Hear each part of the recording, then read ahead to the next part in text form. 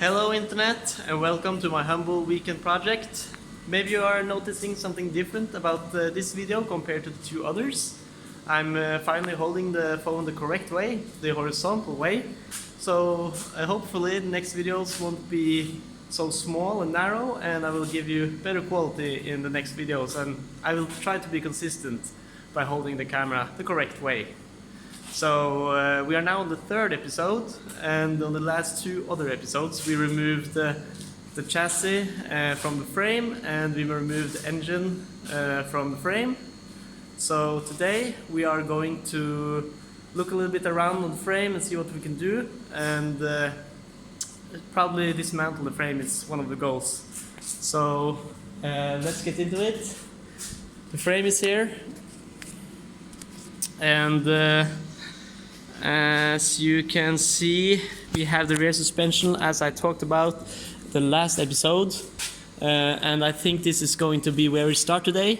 We are going to remove, basically the goal today is to try to remove as much as possible, but without making it too complicated, maybe not removing all the small things, so we just know what we're doing and having control.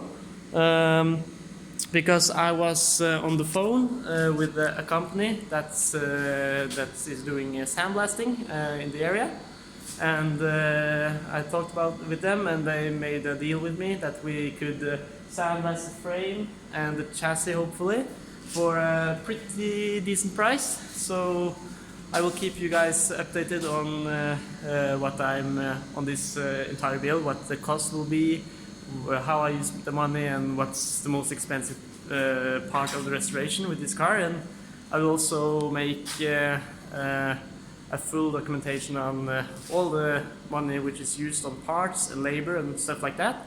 So when it's finally done, you can see how much time I used, hopefully, and or at least roughly how much time I used and how much money I used. And then maybe we'll have a profit which is more than $1 per hour, I hope. So yeah, let's get into it. So as I mentioned the last time, this rear suspension is kind of funny. It's kind of one of a kind. You might remember that we talked about the engine and the input to the rear suspension here, that the axle was offset, and that's why we have these rubber mountings on it. And it's just the leaf springs going here which holds the entire rear suspension stable, and it's also just dampers connected to this frame. This is actually a frame, it doesn't seem very solid, but yeah. So what I will do now, I will loosen the dampers here and here, and I will loosen these 3 bolts here and here and here, and same on this side. And then, yeah, there's also one connection here too, to the transfer case here, and that should be it. That's everything as I can see so far, holding the entire rear suspension in place.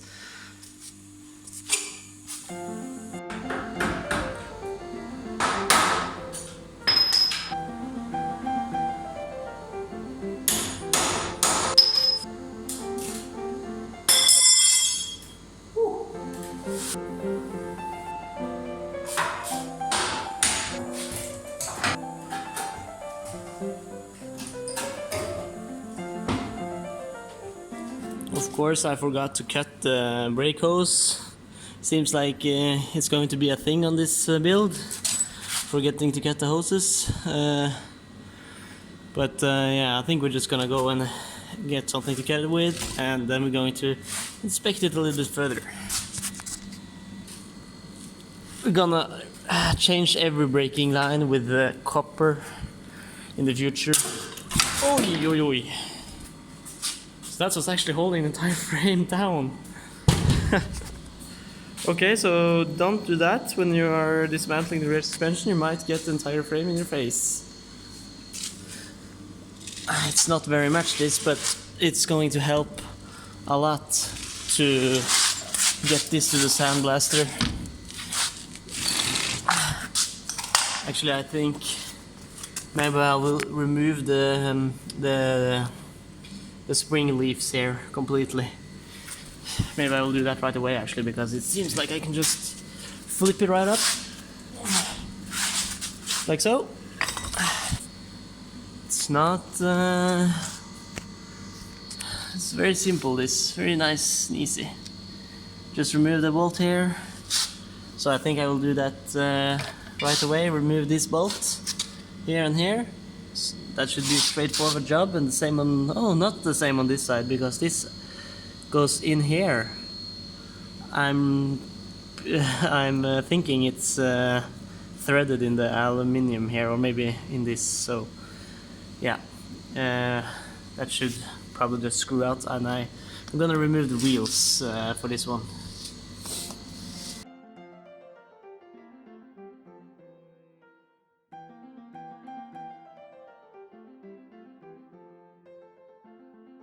So before we go and think further, just take a look at this. Just take a look at my foot and take a look at this. It's so small.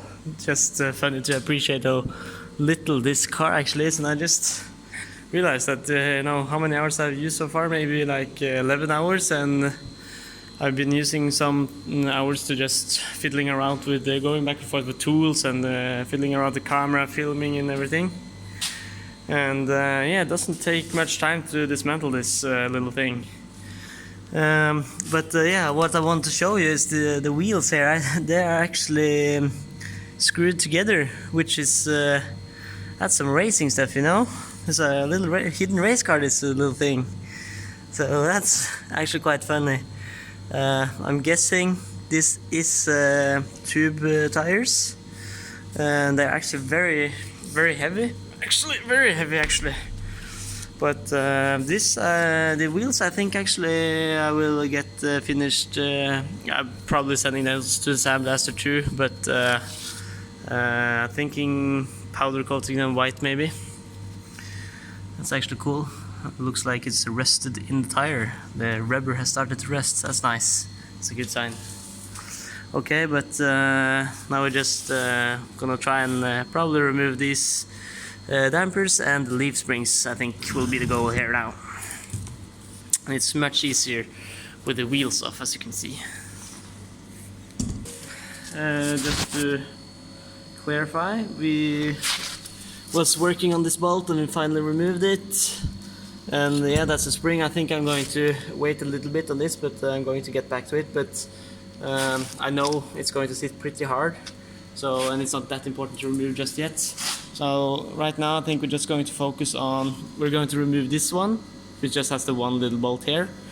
And then we're just going to keep on to the front suspension and remove the wheels and stuff like that. So I'm going to start removing the front suspension, and I've been looking a little bit at it, and I think I'm going to start removing the wheels. Oh, sorry, it was a little bit dark there. But yeah, I'm gonna remove the wheels and just trying to get this whole assembly with the hub and everything. I'm going to try to get everything here in one piece off. Hopefully that will work. So I'm gonna start by removing this one, and then removing the steering arm here. So that's just the two arms holding it. And then, as you can see, the frame is going here into this hub here. And then there should probably be like a bolt holding the entire thing together. Yeah, probably, you know, this huge bolt here.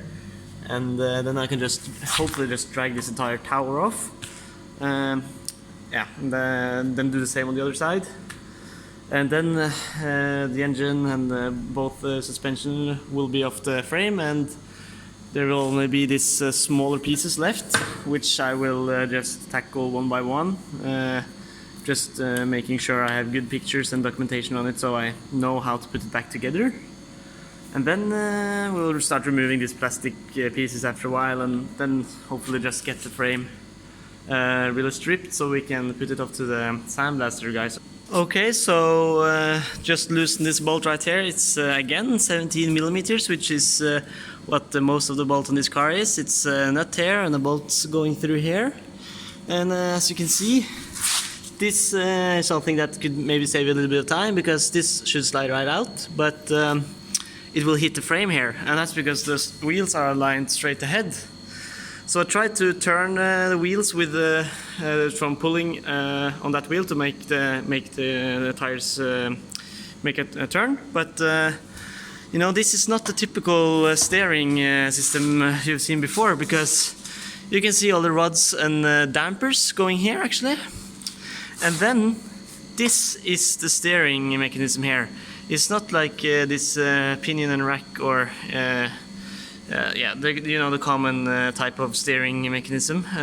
So what's actually happening is that, you know, the steering wheel is bolted to the frame, so it sits tight here, and I think you actually screw this thing down and up, and you pull it like up and down, and then this goes back and forth, and when this goes back and forth, it will you know, turn the wheel here.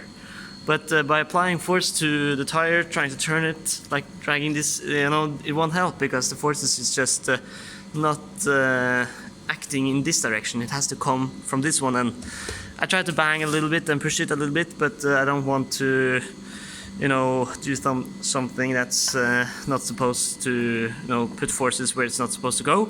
I don't want to damage anything, so for now I'm just going to, you know, slacken it or loosen it. I'm gonna take out this bolt, and then maybe it will just come out by itself when this bolt here is loose too, or I'll just simply just loosen it here. But on this side there's not very, this is not a problem, but when this is a tip for you guys who doesn't know, because the nut is now loose, but the bolt is sits very tight here, so don't just bang on the threads. So I put on a nut again, and I will just try to make a little smack on the nut, and then it should come out. A little bit difficult to do this while I'm filming.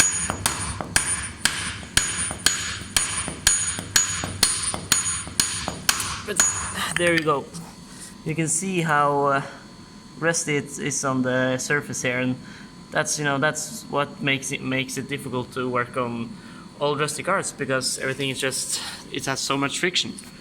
But then I'm going to continue removing it and remove this, and then we're going on to the bolt here. Okay, so we are becoming smarter every minute working on this car. I said that we should remove this one to hopefully loosen it from the frame, but this is only the bolt for the roller bearing here. If you look around, you'll see that this doesn't connect to the frame. It connects to this arm, which is part of the entire hub here. That's what we want to get off the frame. So actually, if you see, it pivots, turns and pivots around this little thing. That's the frame, what I'm pointing on here. And this is what we want to get off. So I can't see any nut going under here, but I can see bolt, which is right here. And it doesn't look very big to me. I suspect that there might be something else that's holding in place, but I'm going to start removing that bolt. And then I hope that this will slide out. Yeah, we'll see. So I'm not sure exactly how to remove it, so I'm using my old technique, which usually works, and that's just to dismantle everything that I see, and bit by bit I will probably understand the mechanism and get it loose. So what I've been working on now is just, well, I realized that the bolt under here, it's not a bolt at all, it's just round. You can see it's very round, just a round thing. I'm not sure exactly what it is, maybe it's to grease or something like that. But you know, you can clearly see that definitely there's this is the frame, and it is rotating here. So somehow you have to remove this hub here from this one, and there should be a bolt somewhere here, or something should hold it in place. And I'm think maybe this nut here has something to do with it, that it maybe holds it tight and like presses the thing together, so when you slacken it, it will release it and you can pull it out somehow. But anyway, I started to remove the the damping tower here, and it's just a 8mm bolt holding it like this. Same on this side. I just loosened it and hammered it a little bit out. So I'm going to take this and just smack it out here. But oh, maybe that won't work actually. Yo, I think it will work. But you know, that's a little bit scary because you know the spring is here, pressing this tower up, so it might just woof up. I don't know. But again, it's attached to this one, so I will definitely let that one stay on. Or maybe actually I will try to loosen it just a little bit and see if the spring is just following and maybe, you know, releasing some pressure, and it won't, you know, pop off and fly into the roof here. Okay, so we loosened the two bolts here, and I released a little bit of pressure here by just, you know, this is two nuts on this one. It's the same as the damper on the rear suspension, so they are a little bit difficult to see because there was so much squeeze, but it's just important to try to not catch both of them when you're trying to loosen, but just the top one, because then it will be much easier. And then I just took it off and took this, you know, a few turns, so it will get a little bit more clearance. And now the spring is released. I will remove this, and the spring is probably going to just pop this tower off. You know, I can feel it's kind of a lot of pressure. I should probably not film by holding the phone, so I'm gonna put the phone over here. This is actually a little bit scary. I'm not sure if this does have any pressure left, but yeah, I'm just going to hold it on the side. It's really close now.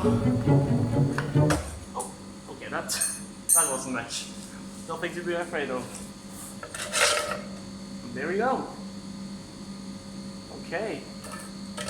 So how do you put this thing back together? I'm not sure if you're just supposed to squeeze it down, because you know it should take at least 200 kilos to press it down. But that will be a future problem.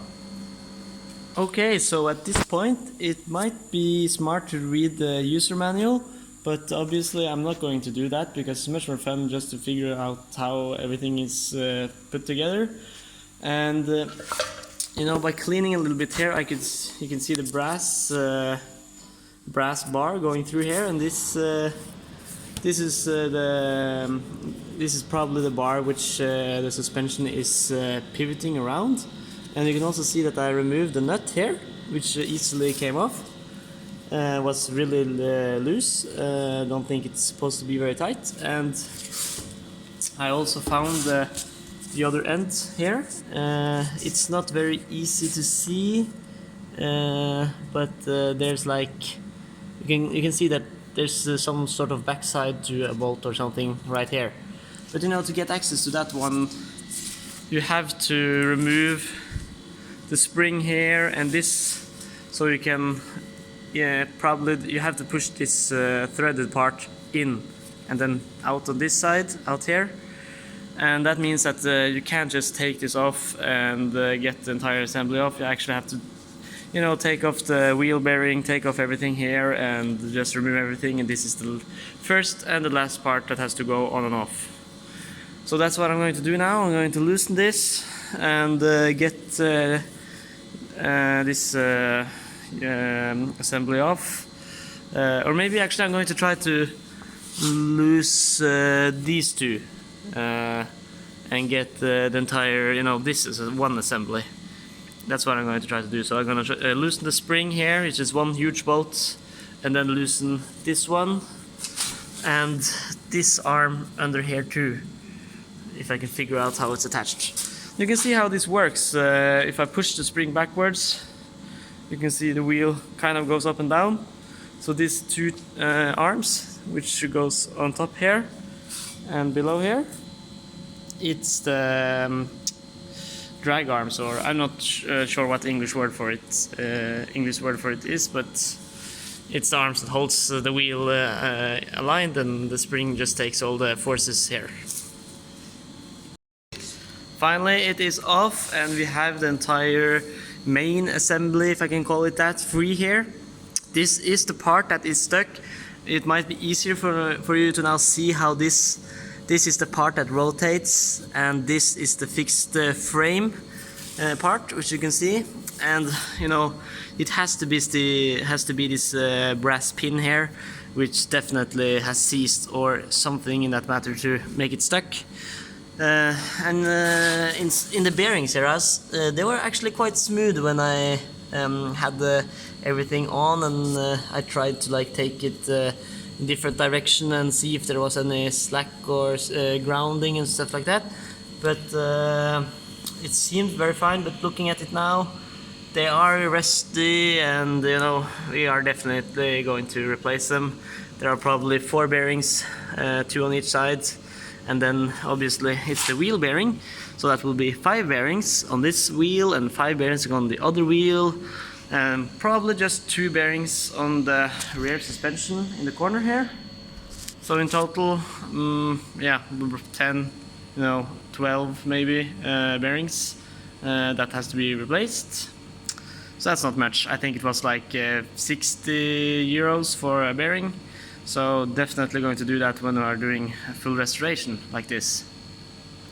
Anyway, here is the main bulk of the hub here, and the brakes and the control arms. That's what the name is on this. You know, 2 control arms here. And I'm just gonna put this away for now, you know, because if I was to take this in 1,000 pieces, you know, that's what makes a build difficult when you're taking an entire car away from each other, and you're suddenly just dismantling every single component into micro components. It's you will lose track of everything. So I'm just gonna put it away. And we're gonna focus on this right now and see if we can get it loose. And then I'm going to do the other side, which I'm not going to go into very much detail on. I'm probably going to do the same process as I did now. Maybe skip taking the damper tower off if I can. We'll see.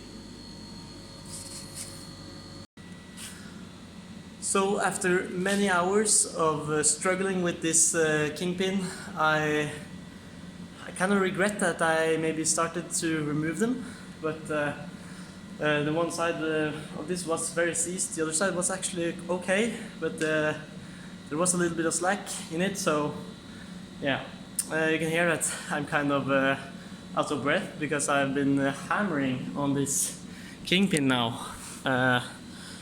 Well, you know, this, as I said before, is like the typical case when you read in the user manual. Just slide the pin out, and well, this is, it's not just to slide it out, that I can tell you. So what I've done, it's maybe easier to see on the other side here. This is the, well, I am not sure what to call it, but I think it's called a freezing plug. I think it might be a freezing plug, but I just read it on the internet. I don't actually think it is a freezing plug. No, I don't know what to call it. I think maybe this is a part, or maybe this is the kingpin, I think. And this brass you can see here, that's the bearing, or yeah, to protect it from the aluminium. I think that's how it's supposed to be.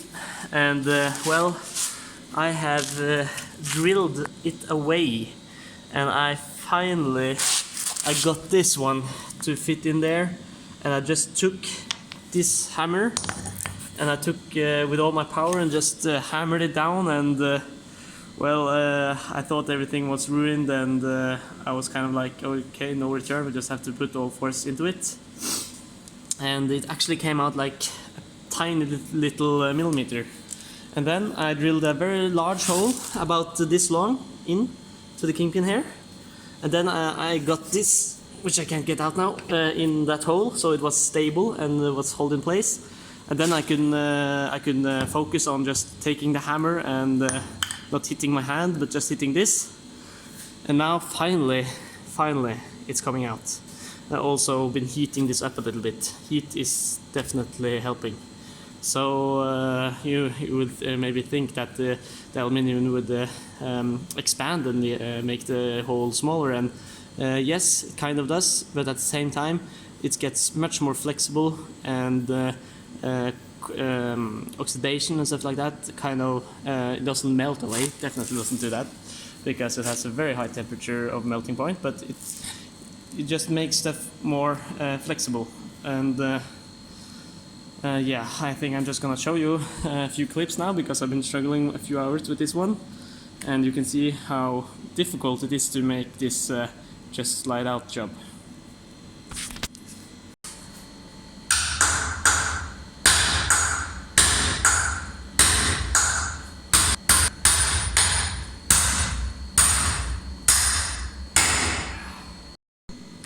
So finally we have managed to get the front suspension completely off. The kingpin is now out.